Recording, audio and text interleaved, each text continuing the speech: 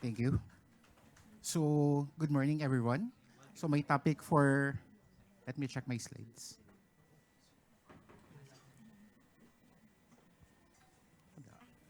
Yun There. na. Okay, thank you. Okay. So, our first topic for today is Eat Right, Feel Right, and how food impacts your daily energy. Okay. So, I'm Dr. Randolph Senon, a fellow of the Philippine Academy of Family Physicians, a diplomate of the International Boards of Lifestyle Medicine as well. So, uh, I'd like to just share that the six pillars of lifestyle medicine is abundantly uh, based on healthy eating. That is one. Number two is movement or exercise. Number three would be adequate sleep and stress management. No, adequate sleep and stress management. No, one of also of that is avoidance of risky substance, which is the use of alcohol, the use of coffee, the use of smoking, and of course, what you have here is positive social connections. No, so we're as of now we're going to tackle three pillars of lifestyle medicine. No, so I'm just going to tackle one first. Okay. So first part is the energy crisis in the modern world. Okay? So in the development of time, we develop what? Shift work. Okay?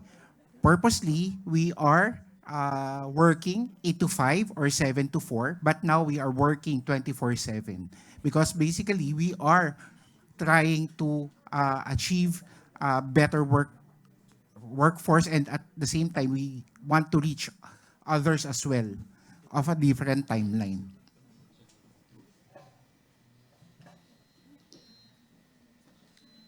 Okay?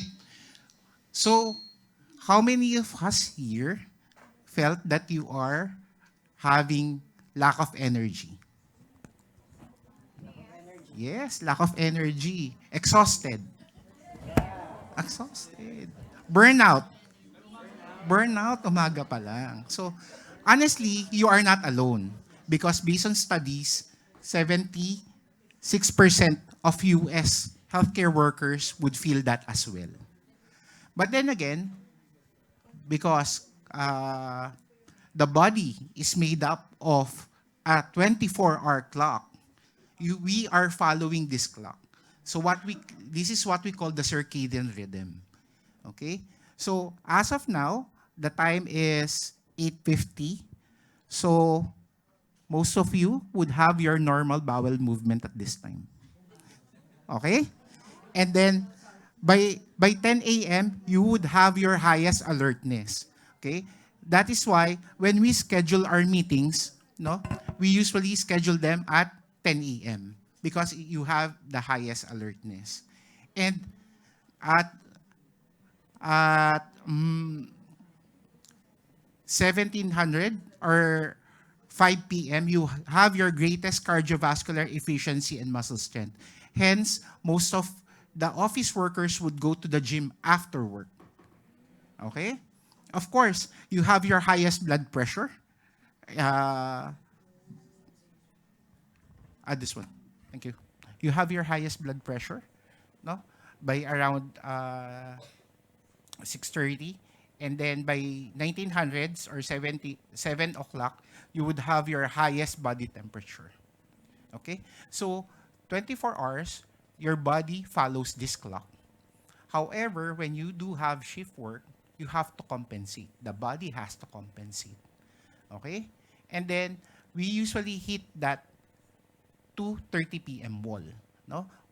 This is what we call the most unholy hour. No?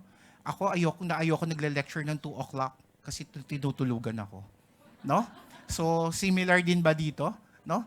Pagdating ng 1:30, I have to go to get that coffee. No? Kasi antok ka na. You have to get that rest or nap by around 1 p.m., 2 p.m. No? This is the 2:30 p.m. wall. Okay?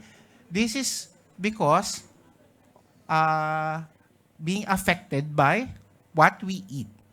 Okay? So 20% of the energy we use is we used by the brain mentally. Okay? So hence, what you eat would be reflected by what you feel. Okay? So the science of food and energy states that when your blood sugar goes up and it goes down, you would feel the burn, the crash, and the exhaustion. No? So who here feels that you have to sleep after lunch? 'Di ba? Why? Because the sugar spikes and then it goes down. Okay? So that would be the effect. So what you eat for breakfast would really affect how you feel at 10 a.m. And how you feel, what you eat at lunch would really affect on how you feel at after 2 p.m., 3 p.m. And what you eat after dinner would really feel, no, how you would affect how you really feel at dinner. Okay, after dinner. Okay, so as you can see in this slide, no, when you eat ultra-processed food such as, nakita ko sa baba, no? 7-Eleven, no? Donuts, pastries, no? You have a sudden spike of sugar. But then again, that sugar doesn't have fiber. So, mabilis siyang mawawala, no? And also, uh, the feeling of fullness would be gone in a few hours, no? Instead of having a sustained energy, having a sustained feeling of fullness when you eat whole food plant-based diet, which is high fiber, no, high protein, no, less processed, less salt, no. So when you have that body crashes or low energy, you have that burnout, feeling of sluggishness, feeling of sleepy, no, it is all pointing down to the food that you already eat. Okay? So, what we have here is the high glycemic index and the low glycemic index. Familiar on the right side? Coke, pastries, sugar, no?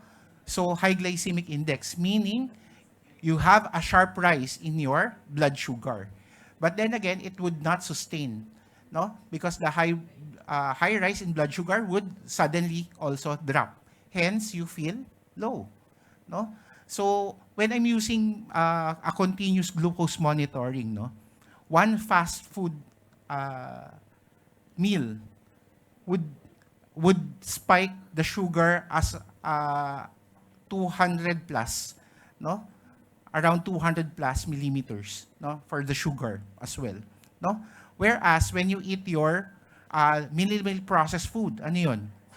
Saba, no? You eat your kamote, no? You eat your high fiber diet, no? It would not go as much and would not rise as much. At the same time, it would sustain you. Okay? So in passing, the energy is done through the mitochondria, no? And it also affects the gut-brain axis, no? This is the second brain. So what you really eat would really affect your mood, no? So sometimes you are grumpy. Why? Because sometimes you eat too much sugar, too much processed foods, no? Wherein, when you eat more of a whole food plant-based diet, high fiber, no, you would have a stable thinking. You have a stable energy and you have a stable mood as well. Okay? So, inflammation. High processed foods also contribute to inflammation. You have joint pains, you have body pains, you have fatigue, no? Dok, ang daming sumasakit sa likod ko, no? Well, because they are basically high inflammatory foods, no? But when you eat again anti-inflammatory foods such as your broccoli, such as your uh, cruciferous. Okay, papaya is more of fiber, no? Yon.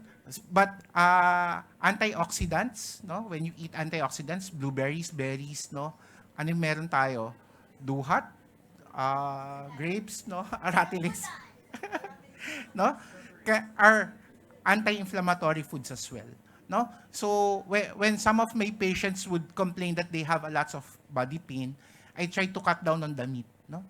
Less yung meat intake because basically meat would increase more inflammation. No? So I try to prescribe eat more of cruciferous vegetables. No? So ano yun? Broccoli, cauliflower, no? Much better kasi yun. Okay? So 6 pillars apply to your plate. So this would be more practical way of eating, no? So first and foremost, for you professionals here, no? So what would be prescribed is a diet. This is remember this is a 9-inch plate, no? 9-inch plate is around this size lang. Hindi siya yung malaking buffet plate ha. 9-inch plate, guys. Okay? 9-inch plate, no? Okay. Nire-remind ko lang, no? I'd just like to remind you guys that it's a 9-inch plate. And half of that plate should have fruits and vegetables. No? Half of the plate, remember, half of the plate should have fruit and vegetables, no? And 1/4 of that should have your grains. No? Ano yung grains? It can be your white bread. It can be your wheat bread, no? Bawal lang white bread. It can be your brown rice, no? It can be kamote, no? And then 1/4 of that should contain your healthy protein. Ano yung healthy protein? It can be fish, it can be chicken, no? It can be also eggs, no? It can be lentils, munggo. Sino kumakain ng munggo? Favorite munggo. It can be your protein as well. Wala pong chicharon. May chicharon eh. Oo. No? So, the healthy eating plate would really benefit you from that. Why? It has lots of fiber. It has lots of nutrients. No? So, you would be better sustaining the energy when you take this. Okay? So, pwede ba French fries? Hindi. But, boiled potatoes, pwede. No? Mashed potatoes. Pwede ba banana Q? Mataas ang sugar. Better yung nilagang saba. 'Di ba? So, that would be much better, no? Kasi processed food siya. Although, ang highly processed is banana chips eh. 'Di ba? So, merong types of processing. Minimally processed, highly processed, no? So, the more processed siya, the more it is bad for your health. Okay? So, okay bang orange juice? Freshly squeezed. Doc, freshly squeezed orange juice. Walang fiber. Okay? So, God created that fiber, diba? Para, to sustain the energy, also, to keep you feel full as well. Okay? So, number 2, hydration. Okay? How many of you here has water bottle? Meron. Okay, water po yan. Water bottle, dapat yan, nakaka 2 to 3 liters per day. No? Kulang po yung 8 glasses of water. No? 8 glasses would be, may piloso po, Doc, maliliit yung baso. No? Shot glass. No? The prescribed limit would be around 2 to 3 liters per day. No? So you have to keep hydrated as well. No? Sometimes you are feeling hungry, no? Yes, for all body types. But the real reason for that is you feel thirsty. No? So what I prescribe to my patient is that you drink 2 glasses of water prior to eating. Mabubusog ako, Dok eh. Precisely. That's my goal. No? Bakit? You eat less. 'Di ba? At the same time, you feel full faster, no?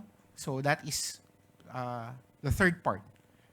And of course, we're going to touch sleep later, no? But this part would only shows that when you are always lacking sleep, you are always catching up on sleep, no? It would increase the ghrelin component, no? So ghrelin component is that when you feel hungry, 'di ba? Sino dito yung after shift, after 24-hour shift or after shift would go out binge eating? Kakain sa breakfast. Daming breakfast area dito, di ba? Oh, sino pupunta ng Jollibee? Sino pupunta ng fast food? No? Jolly Jeep, ang daming Jolly Jeep, no? So, part din 'yon, no? Of your body clock, no? So, the more you lack sleep, the more you feel hungry and the more you eat, no? Pero ang tanong ko, when you are eating, lack of sleep, namimili ka ba? Namimili ka ba ng salad? You look for salad, you look for gulay? Yes daw.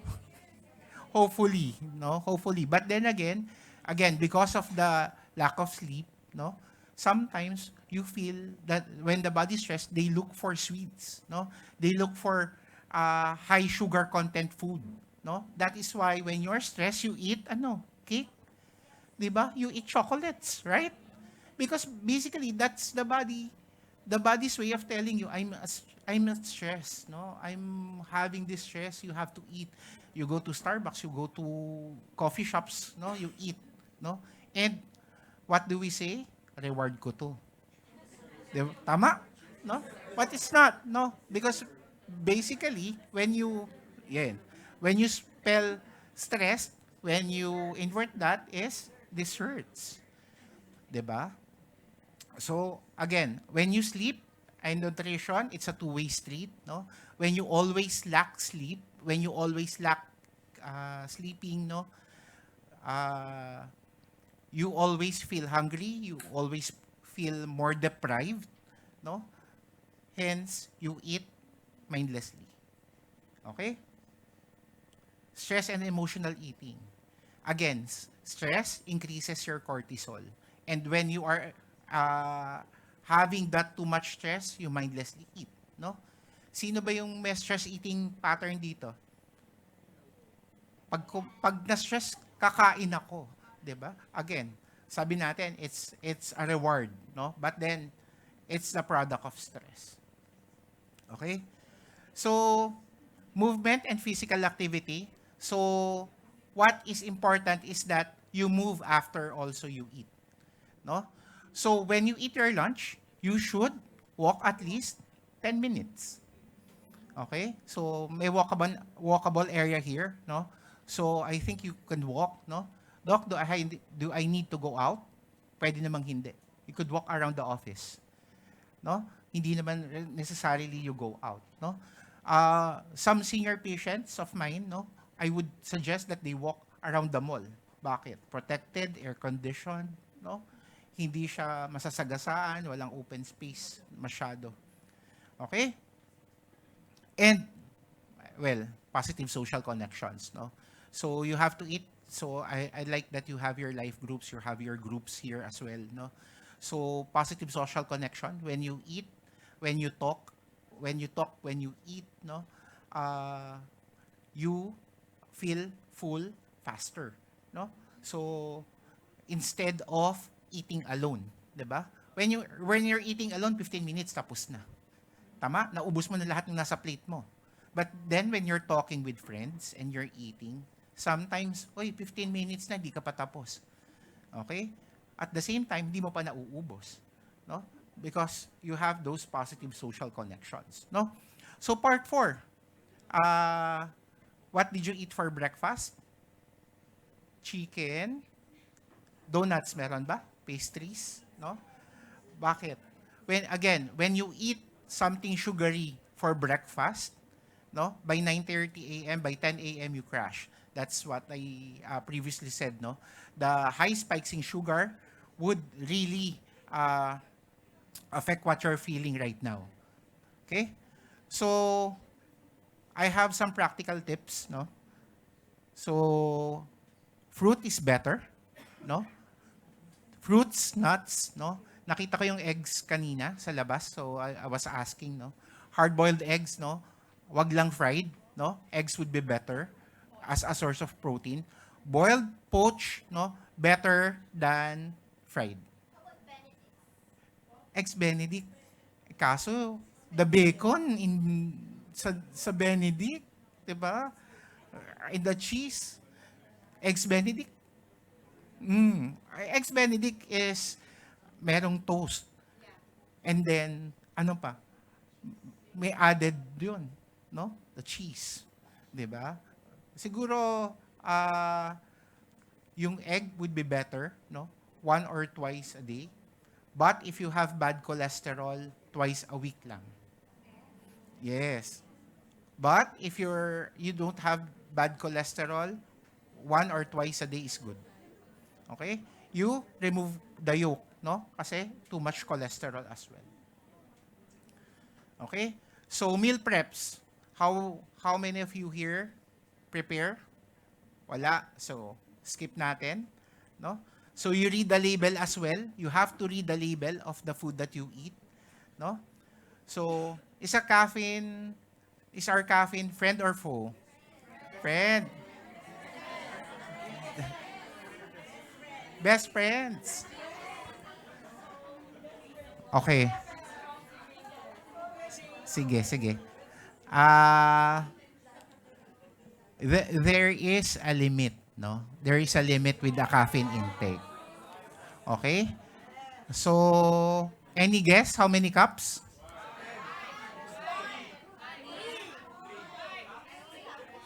Okay. 3? Okay. Actually, guys, the benefit of drinking coffee happens when you take 4 cups. 4 cups. Okay? 4 cups. But, yung hindi size ng venti ha. Kasi yung venti nyo would cover the 4 cups already. Oo. Yung espresso shot, remember the caffeine units that is required is 400 units lang. Okay? Per day. That is what is required of us. No? 400 units, you would have the benefits. No? Cardiac benefits, health benefits, no? Antioxidant benefits. But then again, when you drink more than 4, no? Nag-5 na siya, no? Negative naman yung effects niya. May arrhythmia, may palpitations, and everything, no? And then, excess energy as well. But the limit would be 4, no? So, 1 brewed coffee is 150. 150 caffeine units, no? Isang cup yun. Ang coffee ko, 80. 80 to 90. So, you can have 5, no? Yung coffee ko na ganyan. No? Yes, a day yun. Okay? Hindi ko naman sinasabi na coffee ko. Okay? But then again, ang problem ko doon is the sugar. Okay? Too much sugar. Okay? Sunmig coffee. Yung instant, 3-in-1. No? Hindi Sunmig Light po yun. Sunmig coffee. No? Low sugar, no sugar po yun. Okay? Better. Coffee and milk is good. No sugar is also good. No? If you want, you could add some stevia. Stevia or aspartame or equal. Okay? So, action plan. No? So, again, before you start your coffee, no, you have to drink water. Remember, you had a journey, sleep, di ba? Medyo matagal yon, no? Upon waking up, you have to hydrate. Water muna. Okay? And then, you have to have your coffee, sige. No? But then again, water muna. Okay? Of course, you have to eat your protein. No? So, tuwa ako doon sa eggs kasi eggs are protein as well. No? You have to eat your bread. Pwede naman. No? Ano yung bread? Wheat bread. Lagyan ng konting peanut butter would be good. No? Bawal masyadong process. And then pag 10 o'clock, you have to walk as well. Or after breakfast, you have to walk as well. No? Because, again, it would lower down the sugar. And it would not make the sugar go high as much. Okay? So, this is just the dietary spectrum that I've been talking to you about. The 9-inch plate from the Philippine College of Lifestyle Medicine and the American College of Lifestyle Medicine. So again, this is a 9-inch plate, and half of your plate should have fruits and vegetables. 1/4 should have your protein. So you could choose your protein. It can be eggs, it can be lentils or beans or garbanzos. It can be that as well. It can be tofu as well. It can be your hummus is good. No, it can be fish or it can be your chicken as well. Okay, and then one fourth of that would be your fiber as well. Okay. So for breakfast workers, no. So what is the best morning options, no? Oatmeal and banana and peanuts, what would be good, no? Two eggs, no? Kamatis, pipino, unsweetened yogurt, fruits, nuts, pwede din, no? If buying outside, ano? Taho. May taho pa ba dito? Yes, okay. But less on the syrup. Okay? Less on the syrup, no? You could go to for taho kasi maganda yung taho, no? Big soy product siya, no? Okay? So pandesal paired with egg or tuna, avoid bread only breakfast. Why? Carbohydrates lang 'yun.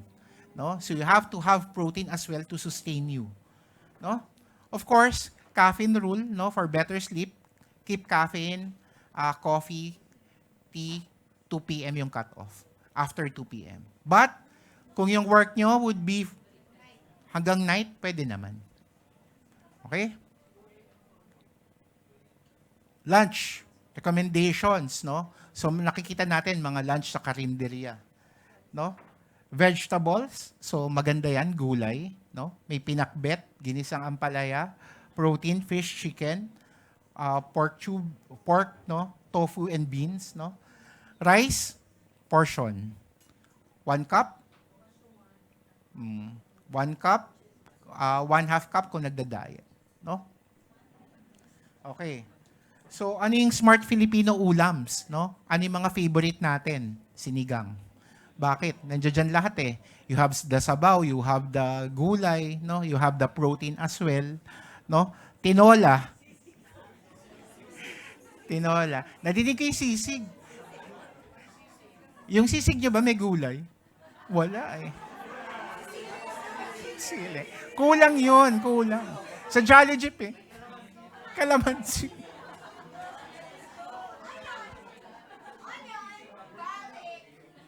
Kulang po yun, kulang po yun. No? Paksiw, steamed fish or fish is good, no? Munggo with leafy greens, no? Yan. Snack recommendations, again, better merienda swaps, no? Choose plain saba, banana over the turon. Swap boiled banana. You swap the biscuits, chips to nuts, no? Milk tea once in a while, not daily, no? Nuts, no? Add-ons, no? Avoid sugary drinks, no? Avoid bottomless iced tea, avoid yung drinks that are readily processed, no? So Coke Zero is good, no? Better option than regular Coke, no? Okay? So you aim for less sodium, no? And then you avoid asking for extra gravy, no? Kasi liquid calories 'yon as well, no? So avoid processed foods, no?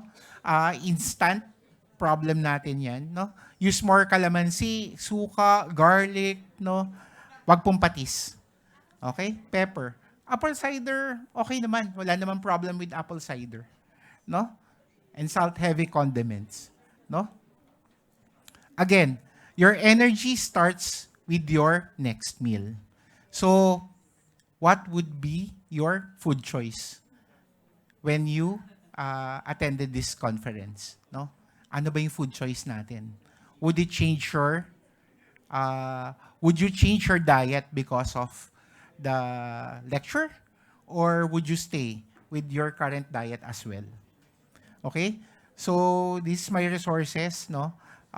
From the American College of Lifestyle Medicine, from the Philippine College of Lifestyle Medicine, from the WHO, and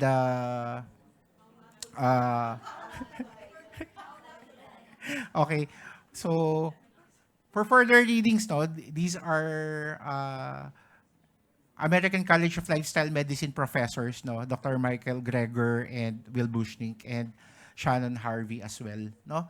So, if there are any questions, do you have any questions, clarifications? Yes, sir.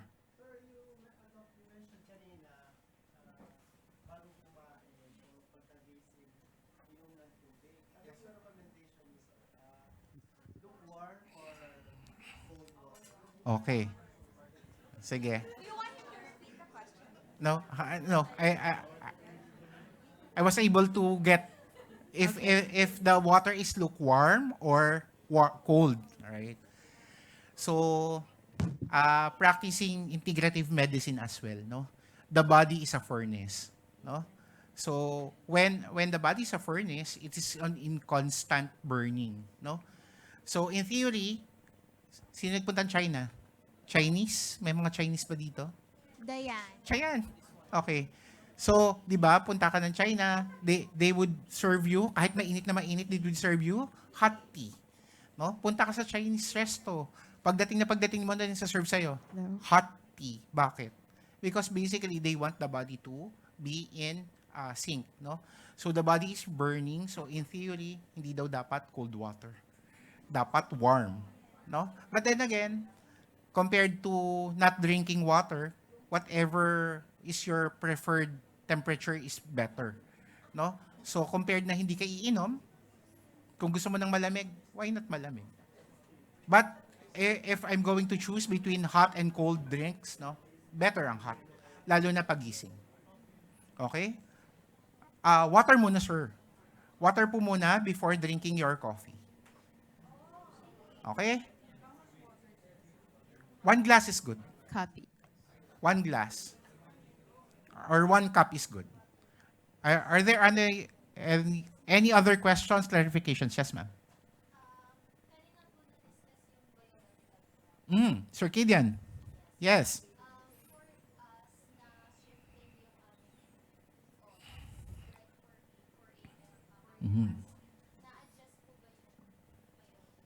Sadly, no.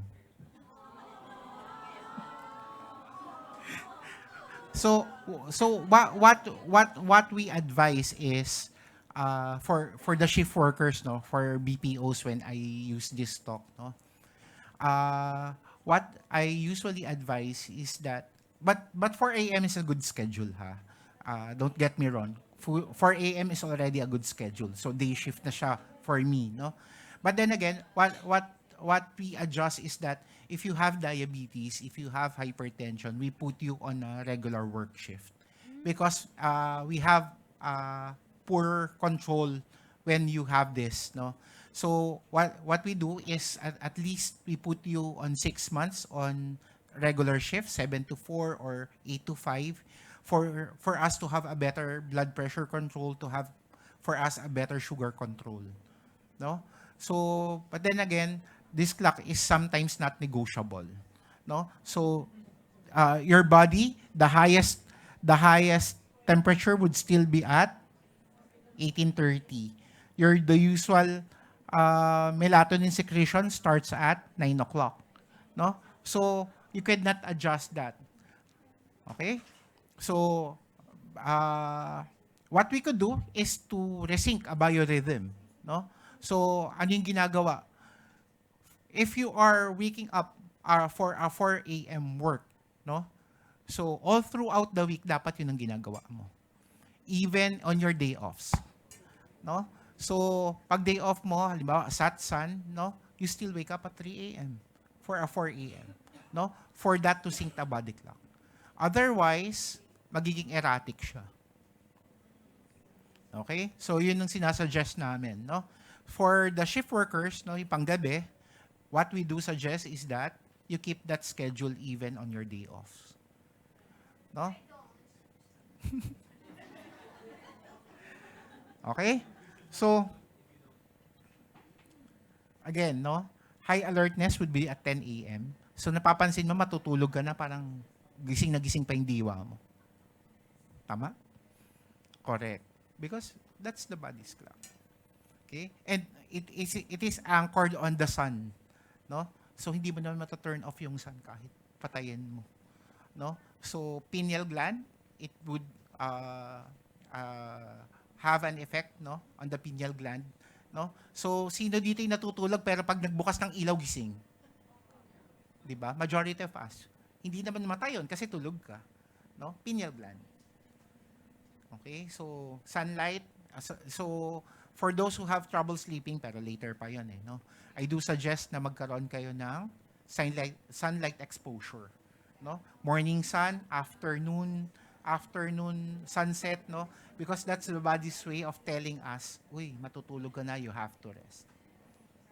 Okay? Are there any other clarifications, verifications, reactions? None? Yes, ma'am. Ilan taong ka na po yan?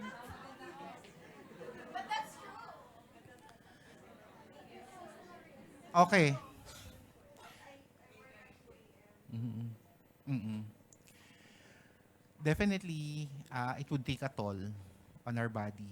No? Increased cortisol, more hypertension, no? More diabetes, more comorbid condition. No? So there was a study, one of my residents, no? We had a study on the effect of HbA1c and sleep. No? Meaning the sugar for the past 3 months and adequate sleep. No? And we found out that when you are sleep deprived, your sugar goes high, no? Goes up compared to those who sleep regularly. Okay? So that is a study on the effects of lacking sleep and blood sugar. Well, because also when we have this at BPOs, no, that is why we have the shifting schedule, no. So what is recommended for shifting schedule is that every 3 days you shift, no. But I think it's not possible for you guys. Yes, yes, ma'am.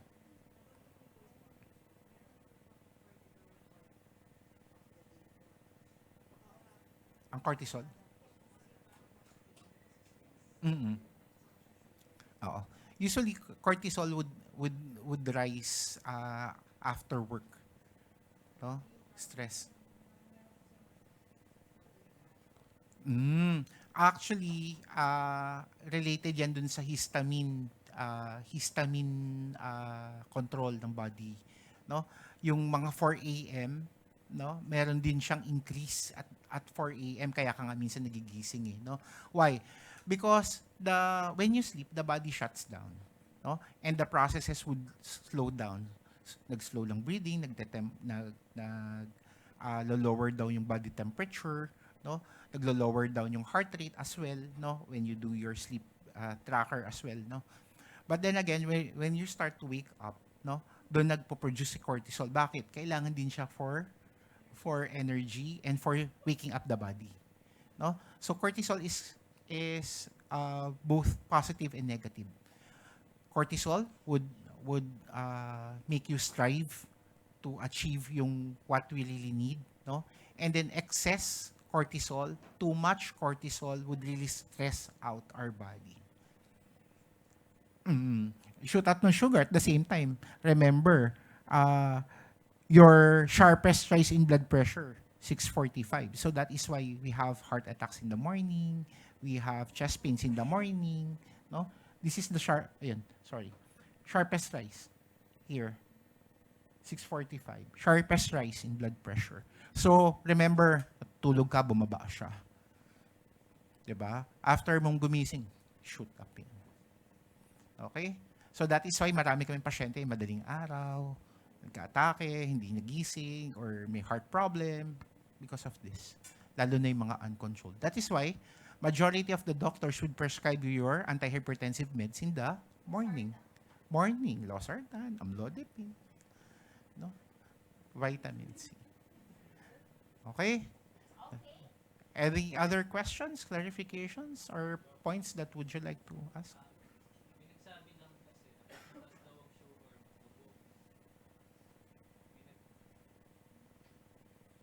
Tama po ba, Doc, na kapag halimbawa mataas ang sugar mo, mag-walk ka lang daw ng 7,000 step? Okay. Makakatulong ba yun Part natin para- dun sa exercise yan. Would you want me to answer now? Ah, Later pa ba yun? Okay, later na lang. Okay, sige. I would also discuss the allotted amounts of steps na kinakailangan natin later. Okay. Thank you so much, Dr. Sanon. That was just the start, but it's already an eye-opening session. So now it's your turn to process it all together with your life circle groups. Yeah, so you can go ahead and turn to your life circle groups and share your key takeaways from session 1. So please, LCG leaders, please guide your groups throughout this session. Yes, and also please feel free to use the outside space for sharing if it's more comfortable for your group. And please be reminded our guided questions are posted in our Prayer Center group chat. So please make sure that you have that open during ating Prayer Center group. And also, you can post your discussion dun sa GC natin Your for your takeaways. reference. Yes. You can post it. Everyone should post it in our group chat, prayer group chat. Also, Carol will call you all back in once the next session begins. So please stay close by. Okay, everyone, you can group.